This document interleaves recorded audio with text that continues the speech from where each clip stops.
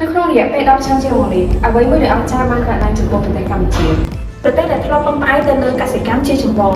បានកសាងហេដ្ឋារចនាសម្ព័ន្ធមានដូចជារោងចក្រកំពង់ផែផ្លូវល្បឿនលឿននិងអគារសំណង់ហេដ្ឋារចនាសម្ព័ន្ធផ្សេងៗទៀតហើយអ្វីដែលជាពិសេសនោះគឺបានបង្កើតការងារជាង1លានកន្លែងដែលជាសំខាន់ពីរយនៃការវិនិយោគផ្ទាល់ពីបរទេសមកលើប្រទេសកម្ពុជាគឺបានមកពីប្រទេសតែមួយដែលប្រទេសនោះជាប្រទេសចិនហើយអ្នកទាំងអស់គ្នាដឹងទេថាក្នុងអំឡុងពេល10ឆ្នាំមកនេះប្រទេសកម្ពុជាមានការផ្លាស់ប្ដូរផ្នែកសេដ្ឋកិច្ចយ៉ាងខ្លាំងដោយសារតែការវិនិយោគផ្ទាល់ពីប្រទេសចិនតើឥឡូវយើងមកស្ដាប់ទៅបទពិសោធន៍ជាក់ស្ដែងនៃការផ្លាស់ប្ដូរជីវភាពរស់នៅប្រចាំថ្ងៃរបស់កម្មករកាត់ដេរនៅប្រទេសកម្ពុជារបស់យើងទាំងអស់គ្នា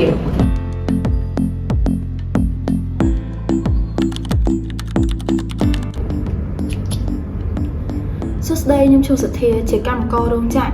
ខ្ញុំបានធ្វើការនៅរោងចក្រនេះអស់រយៈពេលជាង10ឆ្នាំហើយបើគិតតាំងពីឆ្នាំ2013មកប្រាក់ខែគោលរបស់ខ្ញុំគឺបានទៅត្រឹម$80នៅក្នុងមួយខែហើយ$80ហ្នឹងគឺចំណាយទៅលើថ្លៃទឹកថ្លៃភ្លើងថ្លៃផ្ទះជួលហើយម្ហូបបាយអីហ្នឹងគឺថាអស់មកអត់មាននៅសល់ទេប៉ុន្តែឥឡូវនេះពួកខ្ញុំសង្កេតឃើញថាតាំងពីឆ្នាំ2019មកនៅក្នុងរោងចក្រពួកខ្ញុំគឺមានការកើនឡើងខ្ពស់ទៅលើការងារចំប្រាក់ខែពួកខ្ញុំក៏បានកើនឡើងទៅតាមនោះដែរគឺបានទៅដល់$182នៅក្នុងមួយខែ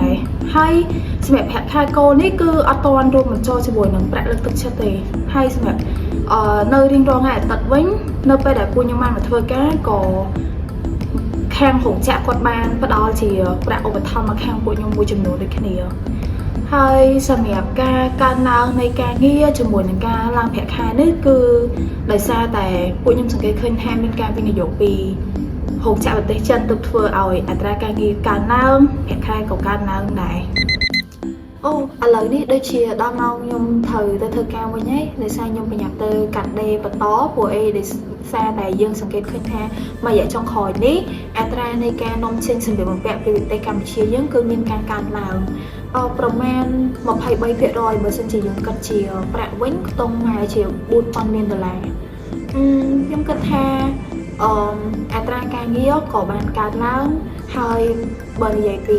ប្រាក់ឈ្នួលវិញក៏បានកើនឡើងគួរសមដែរអញ្ចឹងវាអាចជាចំណែកមួយដែលជួយឲ្យជីវិតខ្ញុំល្អប្រសើរជាងមុនបើយើងមកមើលបច្ចុប្បន្ននេះនៅក្នុងកំឡុងឆ្នាំ2025ប្រាក់ខែគោលរបស់ពួកខ្ញុំក៏បានកើនឡើងទៅដល់$208នៅក្នុងមួយខែចឹងខ្ញុំសង្កេតឃើញថាប្រាក់ខែគោលក៏បានកើនឡើងហើយអត្រាការងារវិញក៏បានកើនឡើងជាបន្តអញ្ចឹងវាធ្វើឲ្យជីវភាពប្រចាំថ្ងៃរបស់ពួកខ្ញុំកាន់តែល្អប្រសើរជាបន្តបន្ទាប់អូស្អែកយើងទៅកំពង់សំនេះមែនតាអូវឌ្ឍនៈអីណានិយាយបានដែរនិយាយហើយតាចុះដល់ឡើយនេះបានកក់ប៉ុន្តែហ្នឹងណាបាក់ហើយចឹងយើងត្រូវចេញពីបលឹមតិចឯងដោយសារផ្លូវយើងមិនបាក់ជីដែរខ្ញុំហើយដោយសារមកជីកទៅដល់5-6ម៉ោងណាហើយចឹងជួបគ្នាអីឡំតិចណា5 hours later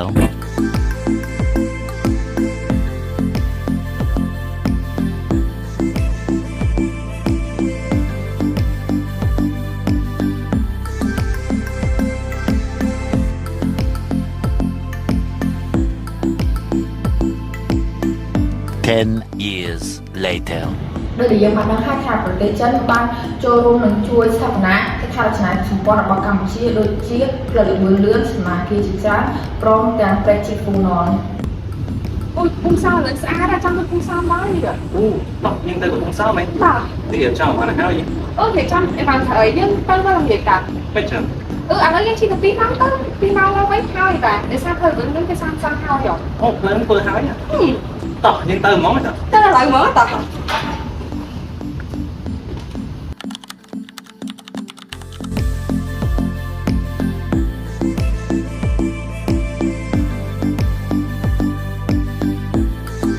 2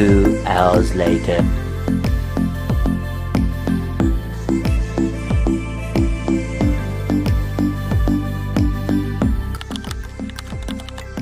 សួស្តីអ្នកទាំងអស់គ្នាថ្ងៃនេះខ្ញុំមកផ្សារ Upin Mall ហើយឃើញថាអវ៉ាន់នៅទីនេះសម្បូរទៅដោយការនាំចូលមកពីក្រៅប្រទេសមកជាច្រើនតែជាក់ស្ដែងខ្ញុំឃើញថាភាគច្រើនគឺសុទ្ធតែអវ៉ាន់ចិនដែលនាំចូលមកប្រទេសកម្ពុជាបើតាមពីមុនមកយើងឃើញថាមិនសូវមានអីវ៉ាន់ជាច្រើននាំចូលមកប្រទេសកម្ពុជាទេប៉ុន្តែឥឡូវនេះគឺមានការនាំចូលជាច្រើនមកប្រទេសកម្ពុជាជាក់ស្ដែងដូចជាផលិតផលមកពីប្រទេសចិនជាដើមដែរមានការនាំចូលមកយ៉ាងហោហែមកកាន់ប្រទេសកម្ពុជាយើង បើតាមរលេខកម្មរវាងកម្ពុជាចិនក្នុងពេលខែដំបូងនៃឆ្នាំ2024គឺឃើញថាមានតម្លៃ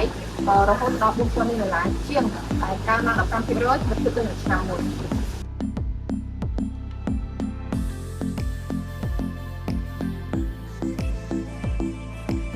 ដូចអ្នកទាំងអស់គ្នាបានឃើញដូចមិនអញ្ចឹងអ្វីដែលបានលើកឡើងមកខាងលើនេះគឺជាមានរឿងប្រទេសចិនគឺដើរតួនាទីយ៉ាងសំខាន់ក្នុងការចូលរួមទាំងការវិនិយោគនិងអភិវឌ្ឍសេដ្ឋកិច្ចប្រទេសកម្ពុជាដើម្បីផ្ដល់ជាភស្តុតាងបញ្ជាក់ការសន្និដ្ឋានខាងលើនេះយើងនឹងបង្ហាញជាក្រាហ្វនៅខាងមុខនេះគឺជាក្រាហ្វរបស់ផលិតផលក្នុងស្រុករបស់ប្រទេសកម្ពុជាដែលត្រូវបានជះឥទ្ធិពលពីការវិនិយោគផ្ទាល់ពីប្រទេសចិនមកលើប្រទេសកម្ពុជាដោយយើងបានដឹងហើយថាកំណើននៃការវិនិយោគផ្ទាល់ពីប្រទេសចិនហ្នឹងគឺមានការកើនឡើងជាខ្លាំងក្នុងរយៈពេល12ឆ្នាំនេះការកើនឡើងក្នុងរយៈពេល12ឆ្នាំនេះគឺបានធ្វើឲ្យផលិតផលក្នុងស្រុករបស់ប្រទេសកម្ពុជាគឺមានការកើនឡើងផងដែរអ្វីដែលគួរកត់សម្គាល់នោះគឺនៅឆ្នាំ2020នោះការវិនិយោគផ្ទាល់ពីប្រទេសចិនគឺមានការធ្លាក់ចុះនេះដោយសារតែការរាតត្បាតនៃជំងឺ COVID-19 ដែលធ្វើឲ្យបង្អាក់សកម្មភាពសេដ្ឋកិច្ចផ្សេងៗនៅតាមបណ្ដាប្រទេសផ្សេងៗជាពិសេសប្រទេសចិន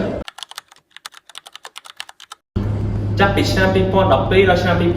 2018ការវិនិយោគផ្ទាល់ពីប្រទេសចិនមកកាន់ប្រទេសកម្ពុជាមានការកើនឡើង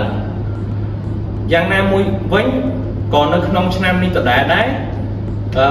ការធ្វើពាណិជ្ជកម្មជាមួយចិនបានធ្វើឲ្យប្រទេសកម្ពុជានឹងមានអនុភាពជញ្ជីងពាណិជ្ជកម្មប្រមាណជាង$2.2 លានប៉ុន្តែអនុភាពនេះគឺមានការប្រែប្រួលចាប់ពីឆ្នាំ2018ទៅចាប់ពីឆ្នាំ2018ដល់ឆ្នាំ2023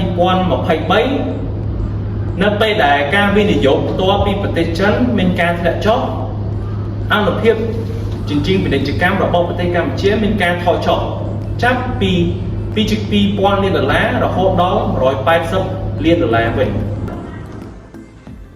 ចឹងក្រៅពីមានការលើកជាឧទាហរណ៍និងការបញ្យល់តាក់ទងទៅនឹងផលិតផលស្រុកនៅក្នុងស្រុកឥឡូវយើងងាកមកមើលការវិនិយោគផ្ទាល់ពីប្រទេសចិនមកកម្ពុជានិងការបង្កើតនៅមូលធនសរុបចឹងបើយើងងាកមកមើលរូបដែលយើងបានបង្ហាញនៅក្នុងឆ្នាំ2012រហូតដល់ឆ្នាំ2023ការវិនិយោគផ្ទាល់របស់ប្រទេសចិនមានការកើនឡើងជាខ្លាំងដែលចាប់ពី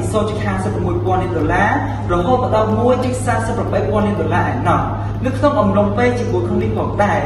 ការបង្កើតនៅមូលធនសរុបនៅក្នុងប្រទេសកម្ពុជាក៏មានការកើនឡើងផងដែរដែលចាប់ពី$4.4 លានរហូតដល់$4.1 លានផងដែរជាជាមធ្យមការវិនិយោគផ្ទាល់ពីប្រទេសចិនតែងតែមានការកើនឡើងជាប្រចាំខណៈពេលដែលមូលធនសរុបនៅក្នុងស្រុកក៏មានការកើនឡើងដូចគ្នាប៉ុន្មានឆ្នាំក្រោយៗនេះគេបានសង្កេតឃើញថាការវិនិយោគផ្ទាល់ពីប្រទេសចិនគឺមានការកើនឡើងជាមួយគ្នាទៅនឹងការបង្កើតមូលធនសរុបក្នុងប្រទេសកម្ពុជាចឹងទាំងអស់នេះហើយយើងអាចសន្និដ្ឋានបានថាការវិនិយោគផ្ទាល់ពីប្រទេសចិននិងការបង្កើតមូលធនសរុបនៅក្នុងប្រទេសកម្ពុជាគឺមានទំនាក់ទំនងជាមួយគ្នាតាមរយៈផលតាមដែលយើងបានបង្ហាញពីខាងលើការវិនិយោគផ្ទាល់ពីប្រទេសចិនបានជះឥទ្ធិពលយ៉ាងសំខាន់ទៅលើសុខភាពសេដ្ឋកិច្ចរបស់ប្រទេសកម្ពុជាតែនេះយើងអាចនិយាយបានថាការវិនិយោគផ្ទាល់ពីប្រទេសចិនបានដើរតួយ៉ាងសំខាន់នៅក្នុងការពង្រឹងសេដ្ឋកិច្ចរបស់ប្រទេសកម្ពុជាឲ្យមានភាពគង់វង្សនិងយូរអង្វែង